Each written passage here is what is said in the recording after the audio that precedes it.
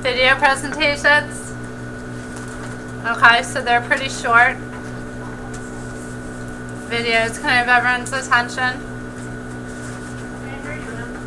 You can't hear me? No. It's because I don't have the microphone, right? Now can you hear me?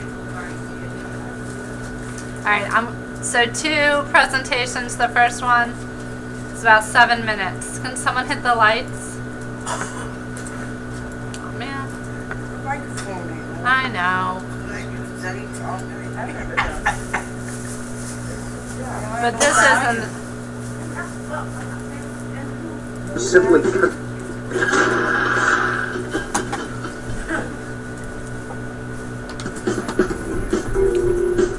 Anyone who has watched a Steve Jobs keynote will tell you he is one of the most extraordinary speakers in corporate America. Who does the best job of that in the world? While most presenters simply convey information, Jobs inspires.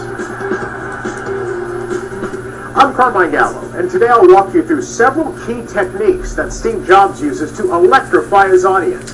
They're elements you can adopt in your very next presentation. Welcome to Macworld 2008. We've got some great stuff for you. There's clearly something in the air today.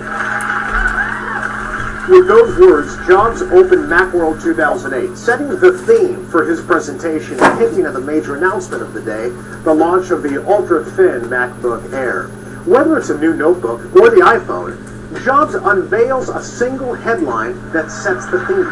Today, Apple is going to reinvent the phone.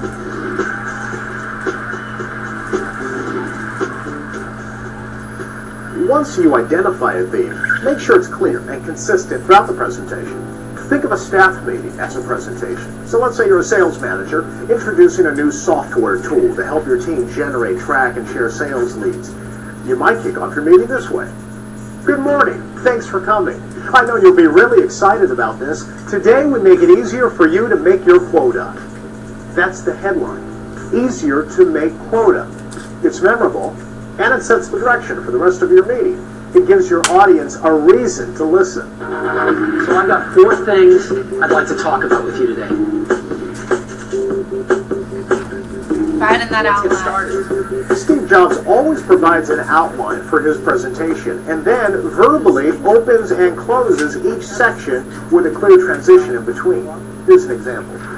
So that's Time Capsule, a perfect companion to Leopard, and that's the first thing I wanted to share with you this morning.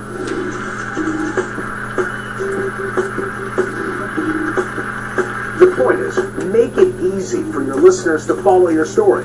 Your outline will serve as guideposts along the way.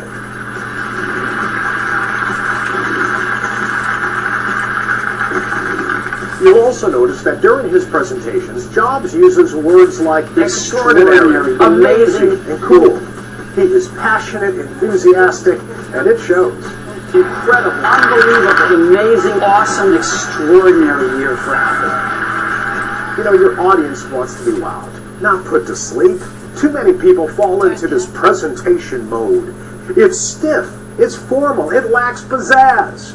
We, your listeners, are giving you permission to have fun and to be excited about your company, your product, or your service. If you're not passionate about it, we're not going to be.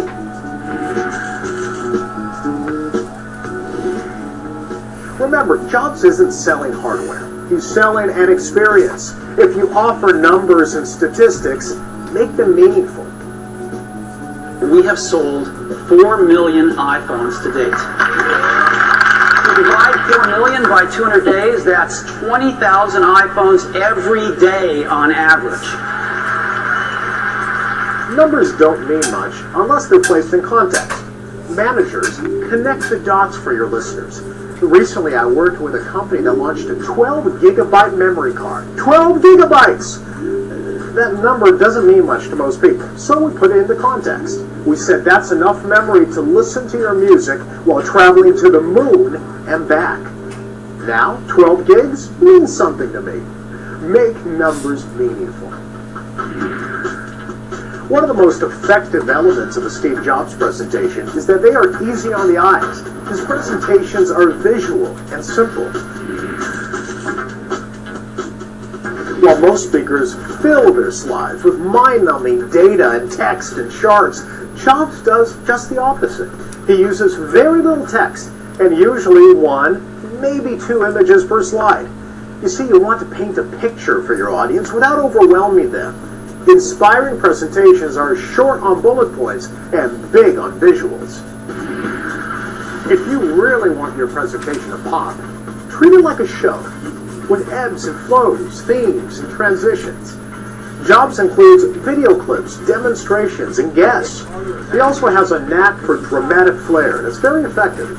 For example, when introducing the MacBook Air, Jobs drew cheers by opening a manila interoffice envelope and holding the laptop out for everyone to see.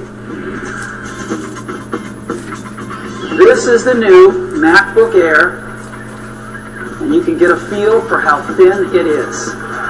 What is the one memorable moment of your presentation? Identify it ahead of time, then build up to it. With a little help from our friends, everything will work today. And finally, rehearse, rehearse, and rehearse some more. Let me show you how easy that is now. Steve Jobs makes it look easy because he spends hours rehearsing. He cannot pull off an intricate presentation with video clips and demonstrations and outside speakers without practice. The result, a presentation that is perfectly synchronized and looks, yes, effortless. Now, the average business person does not have the resources to create a Steve Jobs extravaganza, but you do have time to rehearse. The greatest presenters do it, and so should you. Oh, and one more thing. At the end of most presentations, Jobs adds to the drama by saying, and one more thing. One last thing. He then adds a new product or a feature, sometimes just introduces a band. This not only heightens the excitement, it also leaves your audience feeling they've been given an added bonus. The point is, Steve Jobs approaches each presentation as an event, a production with a strong opening, product demonstrations in the middle, and a strong conclusion. And yes, even an encore, that one more thing. I wish you a dazzling presentation. For more information, go to bnet.com.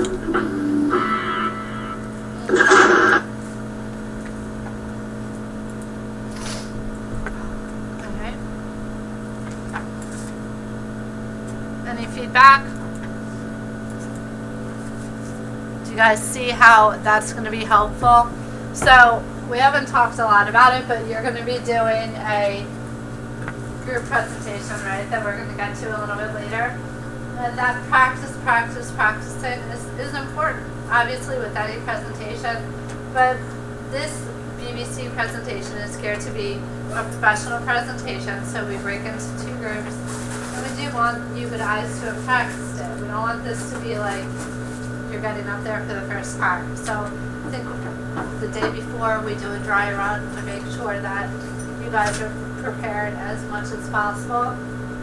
But there's going to be a lot of practice and time outside of class that's going to fall on you guys. So just, keep that in mind, that practicing. And there's one more quick video we want to watch.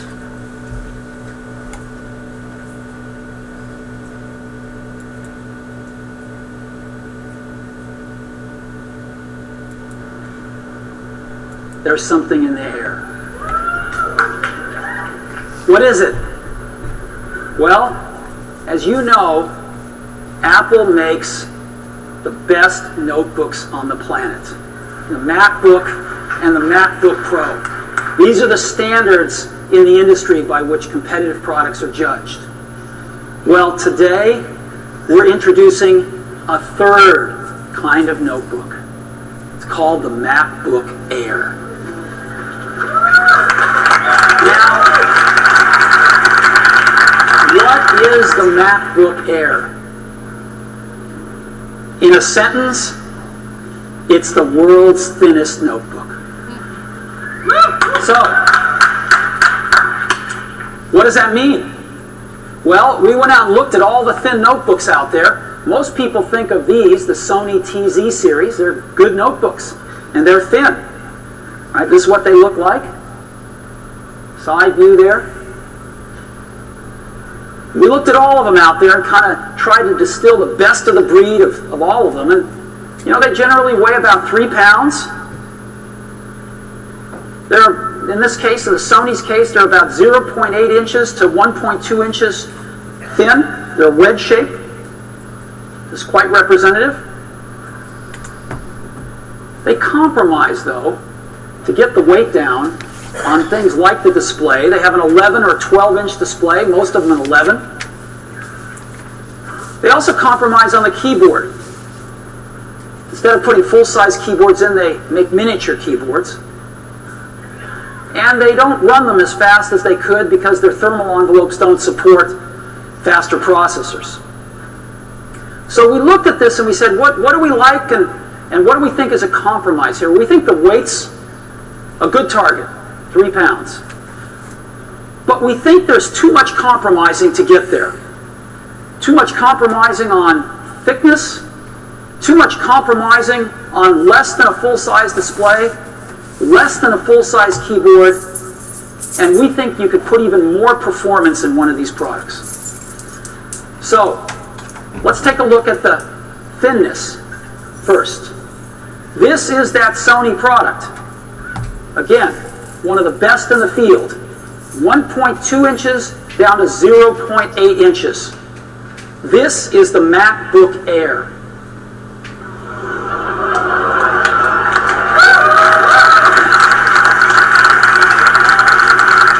0.76 inches down to an unprecedented 0.16 inches. Now I want to point something out here. The thickest part of the MacBook Air is still thinner than the thinnest part of the TZ series. Okay? We're talking thin here. So, it's so thin, it even fits inside one of these envelopes that we've all seen floating around the office. And so let me go ahead and show it to you now.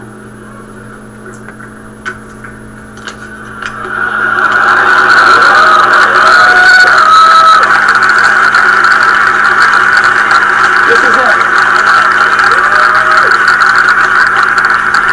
Let me take it out here.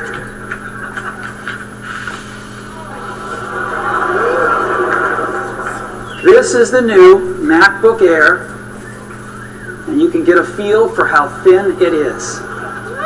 Yeah, there it is.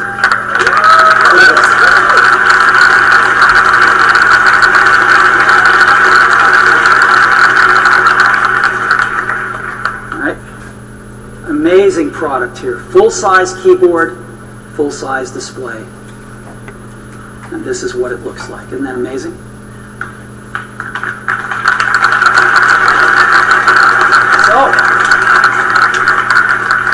Let's go explore this in more detail. So again, it fits inside one of these envelopes. It's that small. This is what it looks like. Isn't incredible? It's the world's thinnest notebook. You open it up. It's got a magnetic latch, so there's no hooks or things to catch on your clothing. And it's got a full-size 13.3-inch widescreen display. So again, we're seeing there's not a lot of text or graphics on the screen, and he's using the text that he does have as the talking points, right? Display is gorgeous. It's an LED backlit display. And not only does that save power, and not only does that give a really bright display, but it's instant on the minute you open it. On top of the display is a built-in iSight camera for video conferencing right out of the box. And you flip it down, there is a full-size keyboard. This is perhaps the best notebook keyboard we've ever shipped. It's a phenomenal keyboard, and it's full-sized. And with the ambient light sensor, it's also backlit.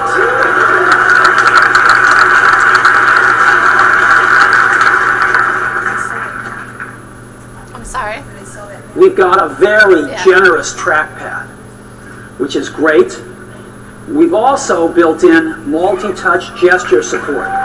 Now, as you know, our current notebooks have some gestures built in. We've taken that even further. When you go to Preferences in the MacBook Air, you'll actually get to turn on all sorts of other types of gestures, and there's actually videos in there to show you what they are. So let me run through them with you now. You can double tap, and instead of moving the cursor around, you can move a whole window around, right? Just a nice time saver. So that's great. Here's another one. When you're in a photo, a large photo, you want to pan around. You can pan around with just 2 fingers like this. Another nice time saver. You want to rotate a photo. This works in iPhoto and all the other photo apps. Just rotate like this. Again, we've taken some of these things we learned in the iPhone, and now we're putting them in our notebook computers. Here's another one. If you want to go between photographs, next photo, just take 3 fingers and pan right, previous photo, pan left. And you want to zoom, you can pinch in and out. All right? Isn't that great? So,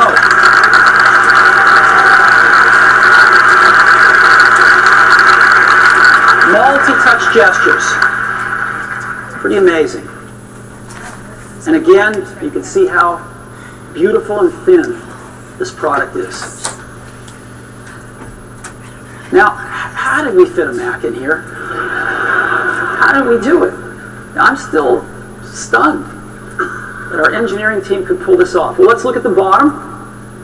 Take off the bottom, and there's 3 things in here. It's a battery, hard disk, and the electronics. On the hard disk, we went to 1.8-inch hard drives. We've shipped tens of millions of these in iPods. We know them well, and they're great. And so the MacBook Air ships with an 80 gigabyte hard disk as standard, and there's an option of a 64 gigabyte solid state disk if you'd like it. These are a little pricey, but they are fast. But the real magic is in the electronics. This is a complete Mac on a board. Let's take off the cooling system. That's a complete Mac on this board. And you can think, well, okay, what's so special about that? Well, this is how big the board is. It's really tiny. And to fit an entire Mac on this thing was an amazing feat of engineering. And we didn't compromise on performance. MacBook Air uses the Intel Core 2 Duo. This is a really speedy processor. It's what we use in all of our other notebooks and our iMacs. 1.6 gigahertz standard, and there's an option to go to 1.8 gigahertz if you want.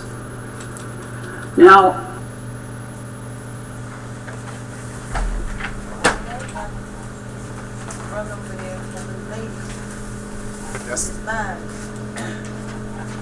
That's how you hold people up. So we just kind of wanted to show you guys that because those are 2 jobs presentations where he does exactly what we went over in the beginning of class. He gives examples, he gives concrete examples, he has a few images on the screen or the projector, but not too many. You know, he's dressed simply so there's no distraction from the presentation. I mean, he's dressed really simply, like more so than most people. But I think that that's a really good example, and I'm glad he is, you know, known as one of the best presenters of our generation. So I think that that is why he was chosen. Any questions about the presentation?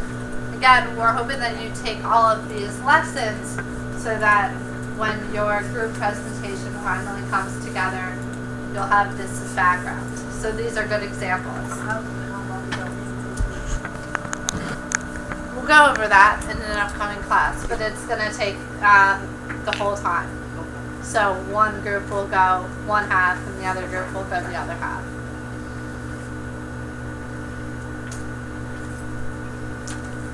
Renita? No. So we're going in groups. So we're going to have one topic and the whole group has to Work together and all this fun group work dynamics. Yeah. Lots of personalities. That's Yeah. today, right? Or you want to No. give out these topics? No.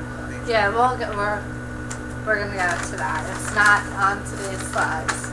But for today, any other points for presentations that we want to talk about?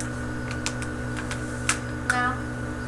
So today, what we're gonna do is we're gonna actually do our first table topic. So we mentioned how we would be doing table topics in one of the previous classes, right? So we're gonna time you Your pulses. for 30, well no, I guess for a minute, right? 1 minute, yeah. 1 So minute. you'll have to talk for 1 minute on the chosen topic. This quote is today's topic. So, this quote. So I think there's, Embrace. each student will have 1 minute to present, and we'll give you about 15 to 20 minutes to put something together.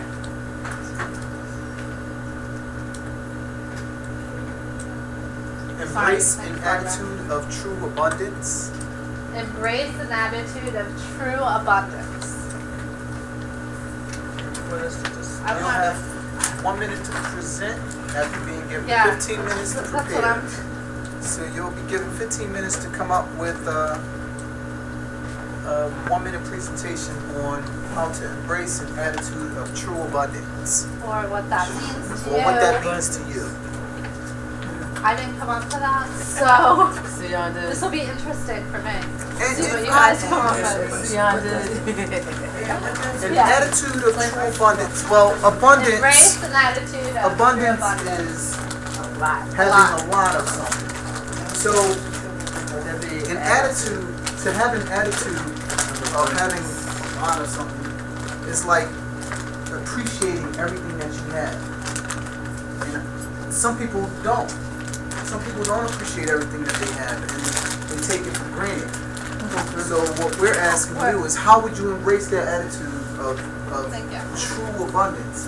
Like you have a lot of something. You know, are you willing to share it? Do you mind if it's And that's what it means to see others. I mean, everyone. I think Everyone is has gonna be their taking own- something a little in different other from words, us. sort of, not what it so is much. to It's you. how to It what, is. what does it mean to you on appreciating abundance? Like you've given a lot of something, and or you earn a lot of something, and you know what is your feeling on that? You know, if you appreciate it, then you're embracing it. You know? One of the, I think, the easiest methods, Dorothea, or one of the tricks to use is, so you're gonna use the sandwich technique, right? So you're gonna get up there and you're gonna say, well, today I'm gonna be telling you what I think it means to embrace an attitude of true abundance. That's that first piece of bread. That's the introduction. I know where you're going, and then you're gonna tell me about it. You know what it means to you, and then close by saying, and that's what I think it means to embrace an attitude of true abundance.